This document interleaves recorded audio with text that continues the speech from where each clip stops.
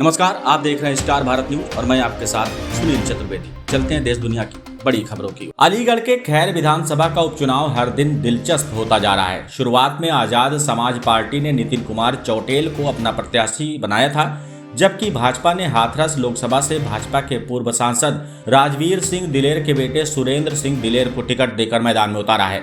खैर में बीजेपी को कड़ी टक्कर देने के लिए समाजवादी पार्टी ने बीजेपी के पूर्व जिला पंचायत अध्यक्ष तेजवीर सिंह गुड्डू की पुत्रवधू चारू कैन को टिकट दिया है। चुनावी दंगल में बहुजन समाजवादी पार्टी भी पीछे नहीं रही। उन्होंने डॉक्टर पहल सिंह को अपना प्रत्याशी घोषित किया। इन सभी प्रत्याशियों की मैदान में उपस्थिति ने खैर विधानसभा के उपचुनाव को और भी रोचक बना दिया है। उधर बसपा ने सेवानिवृत्त सीएमओ डॉक्टर पहल सिंह पर दांव लगाया है। डॉक्टर पहल सिंह बसपा और वाम सेफ से लंबे समय से जुड़े रहे हैं। डॉक्टर पहल सिंह 2018 में नगर निगम में स्वास्थ्य अधिकारी के पद से सेवानिवृत्त हुए और वाम सेफ के सक्रिय कार्यकर्ता रहे। उनका राजनीति में प्रवेश 2018 में ही बसपा से हुआ था और तब से वे पार्टी में विभिन्न पदों पर कार्यरत रहे हैं।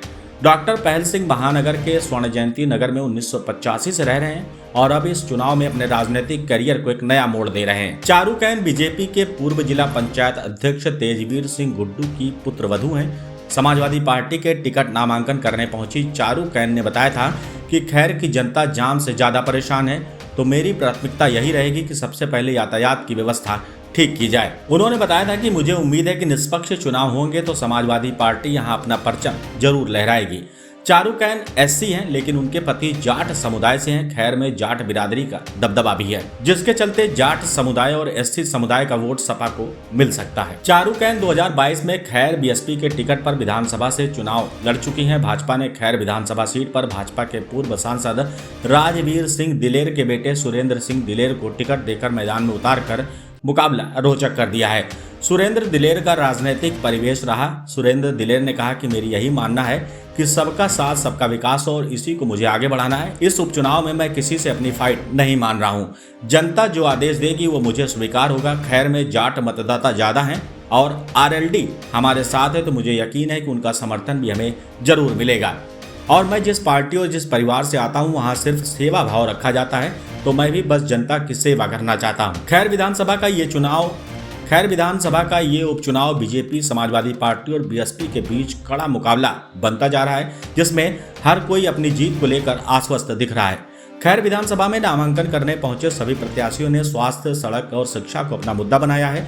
अलीगढ़ जिले की खैर विधानसभा सीट पर 2022 के चुनाव में कुल मतदाताओं की संख्या 3,78,196 थी, जिनमें 2,04,583 पुरुष और 1,73,613 महिला वोटर शामिल हैं। इस क्षेत्र में 1,10,000 जाट मतदाता, ब्राह्मण 50,000, दलित 40,000, मुस्लिम 30,000, वैश्य 25,000 और अन्य 25,000 मतदाता हैं।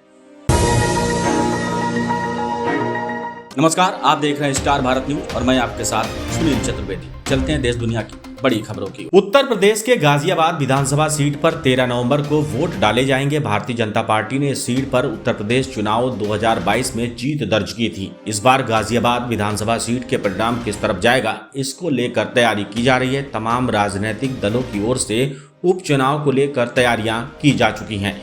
पार्टियों की ओर से उम्मीदवारों का ऐलान भी किया गया है। नामांकन के आखिरी दिन उम्मीदवार पहुंचकर नामांकन कर रहे थे। सपा ने सिंहराज जाटव के जरिए बसपा के दलित वोट बैंक पर निशाना साधा है।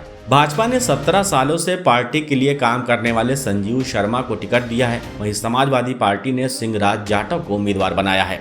पहले यहां से कांग्रेस को टिकट दिए जाने की चर्चा हो रही थी। बसपा ने परमानंद गर्ग को चुनावी मैदान में उतारा। विधानसभा उपचुनाव में अब कांटे की टक्कर होने की संभावना है। भाजपा ने संजीव शर्मा के जरिए ब्राह्मण वोट बैंक को साधा है। वहीं समाजवादी पार्टी कांग्रेस के गठबंधन के बाद कांग्रेस के वोटरों के अलावा बसपा का वोट बैंक में से सिंहराज जाटव की तरफ जा सकता है।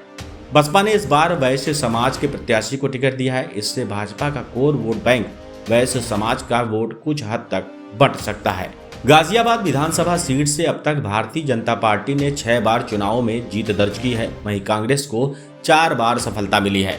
वर्ष 1977 के बाद से हुए चुनाव में भाजपा इस सीट पर पकड़ बनाती दिख रही है। बहुजन समाजवादी पार्टी ने एक बार फिर इस सीट पर कब्जा जमाया है। इस बार के चुनाव में मुकाबला त्रिकोणीय होने के आसार हैं। गाजियाबाद सीट पर तमाम दल अपना जातीय समीकरण साधने का प्रयास कर रहे हैं। भाजपा ब्राह्मण चेहरे के सहारे जीत की आस में है। वहीं अखिलेश यादव ने पीडीए समीकरण के तहत दलित उम्मीदवार पर दांव लगाया है। बसपा वैश्य वोटरों को साधने की कोशिश में है। गाजियाबाद विधानसभा सीट पर दलित और मुस्लिम मिलकर हार जीत तय करते हैं। इस सीट पर दलित और मुस्लिम वोटरों की संख्या 1 लाख से अधिक है। विजयनगर समेत कुछ इलाकों में दलित वोटरों की संख्या काफी ज्यादा है।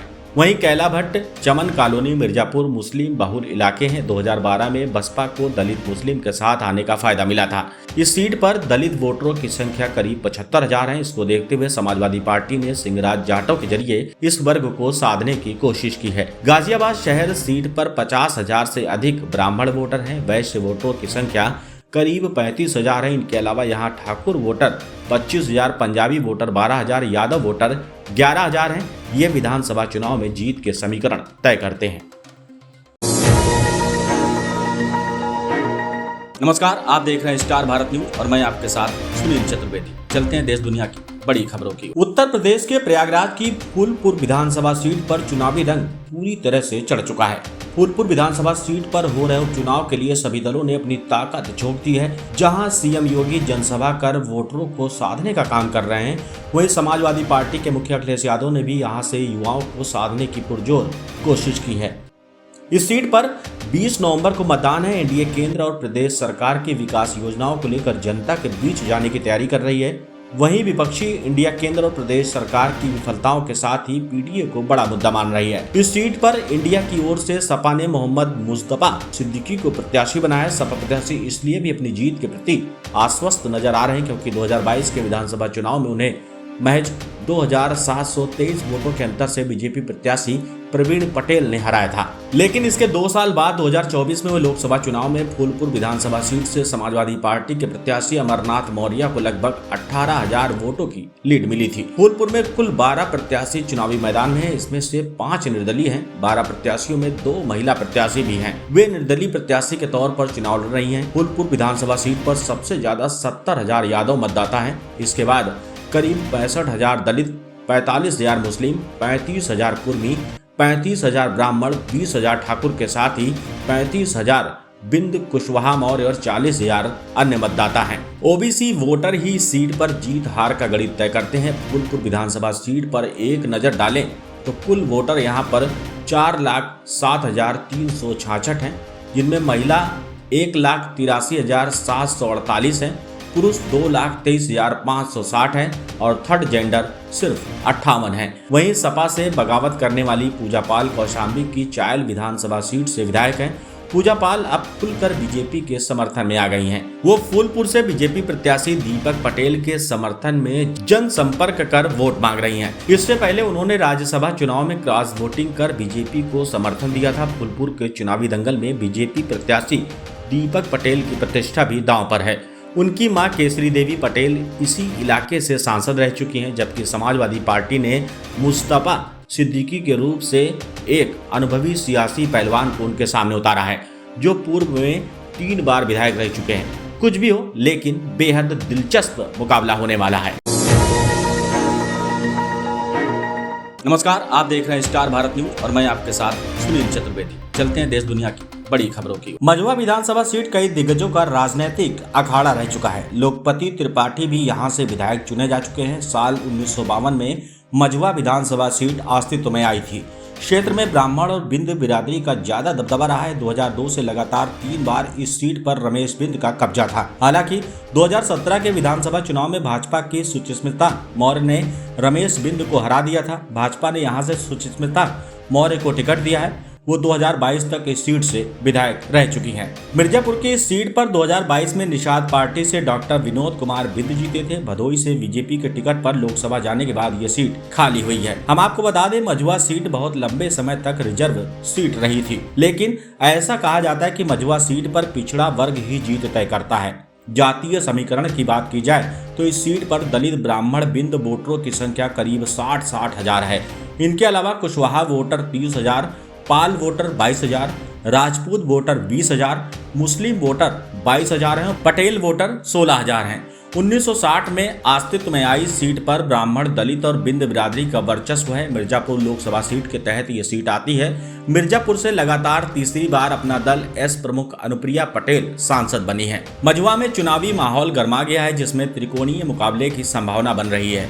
समाजवादी पार्टी ने इस उपचुनाव में पूर्व विधायक और भदोही के पूर्व सांसद रमेश बिंद की बेटी डॉक्टर ज्योति बिंद को मैदान में उतारा है। रमेश बिंद ने मझुआ विधानसभा सीट से लगातार 3 बार जीत हासिल की थी। 2017 के विधानसभा चुनाव में सुचिस्मिता मौर्य ने उन्हें हरा दिया था।